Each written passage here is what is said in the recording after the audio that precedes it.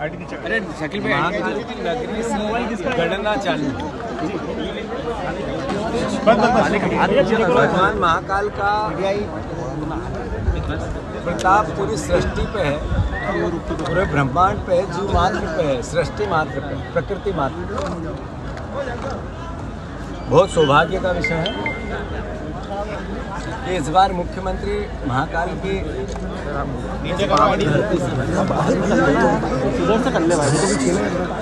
Bharatiya Janata party थोड़ी सी आधी नीचे किलो हाँ सबके बहुत बढ़िया इसके आगे मत जानते बस कर ले। जनता के सामने अपनी बातें कही, वचन दिए, मोदी की गारंटियाँ दी।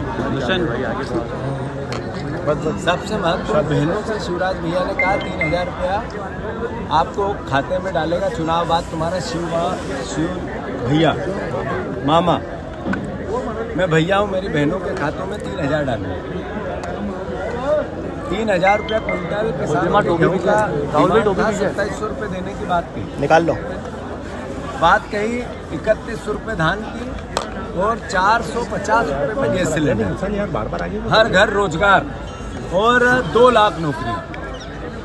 मैं भगवान भोलेनाथ की इस महा कृपा ऐसी हो कि सरकार ये सब वादे पूरे मनोज भाई सही साथ हैं, सद्बुद्धि हो, जल्दी से ज्ञान मिले, रास्ते मिले और ये वादे जो उन्होंने वचन दिए वो पूरे कर। भैया नेहरू हमारे सामने भारतीय जनता पार्टी का वो घोषणा पत्र है जिनके मोदी की गारंटियां हैं, जिसको लेके हमें बात करनी है, जिसको लेके हमें सरकार से आशा है कि वो पूर्ण करेगी।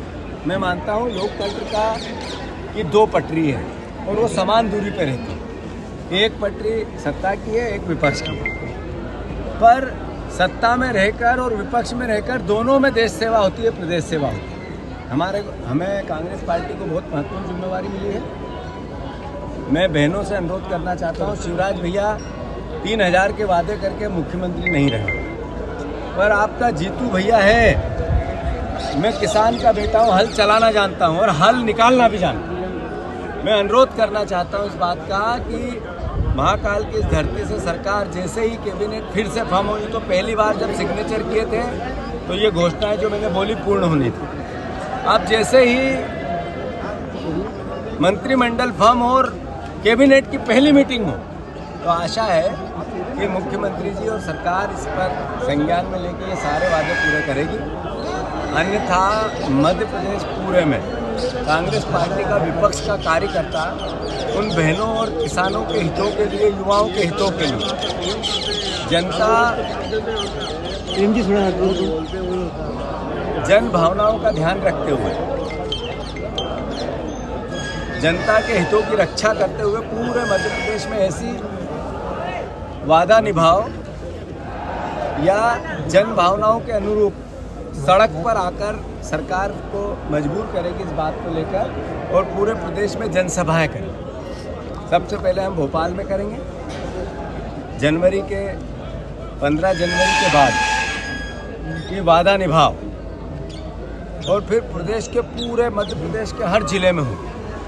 कांग्रेस को 40% मत मिला है, ये 51% कैसे हो, इसकी सद्बुद्धि मुझे और मेरे परिवार के, कांग्रेस परिवार के जन जन कार्यकर्ताओं को भी, हम सब मिलकर इस प्रयास को करें कि 51% मत मिले। ये भी एक भावना है और इसकी मैंने प्रार्थना की है और प्रदेश समृद्ध बने, प्रदेश की सुख शांति हो, प्रदेश देश में नंबर 1 हो, प्रदेश विश्व में मेरे का गौरव, जब भारत बने तो प्रदेश सबसे ऊपर। भैया कितनी सीटें लोकसभा में? क्योंकि अभी मैं पदभार ग्रहण करने जा रहा हूँ, संभावना है ज़्यादा से ज़्यादा हमारी 29 की 29 सीट मिले, ये आशा है। पर क्या होगा, कैसे होगा, इसकी रणनीति बना के आपको भैया नेहरू वर्सेस बाबा साहब चल रहा है अभी। अम्बेडकर जी की लगा दी। ऐसा है कि भारत की आज़ादी के नायक थे महात्मा गांधी, संविधान निर्माण के नायक थे बाबा साहब अम्बेडकर और देश निर्माण के नायक थे पंडित जवाहरलाल नेहरू। बहुत खुशी हुई कि बाबा साहब अम्बेडकर की तस्वीर लगी, प्रतिमा लगी, पर दुख हुआ कि भारत के निर्माण करने वाले प्रधानमंत्री की, पूर्व प्रधानमंत्री की तस्वीर हटी। यह हटाने की राजनीति कैसी?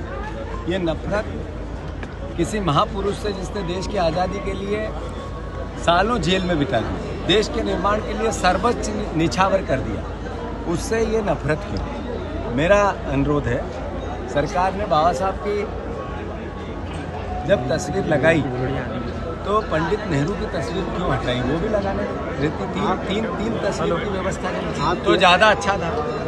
भारतीय जनता पार्टी ने चुनौती दी अटल बिहारी वाजपेयी के उस विचार को, जिन्होंने संसद में नेहरू जी की तस्वीर देख के कहा था तस्वीर कहाँ गई, और उन्होंने उस तस्वीर के लिए प्रयास किए और फिर से लगवाई। मतलब आज की बीजेपी पंडित अटल बिहारी वाजपेयी की बीजेपी नहीं है, उनके विचार की बीजेपी नहीं है।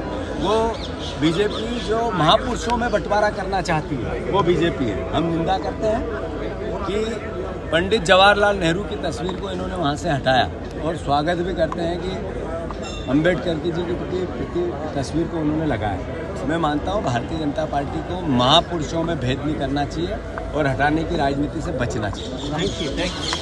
चलो।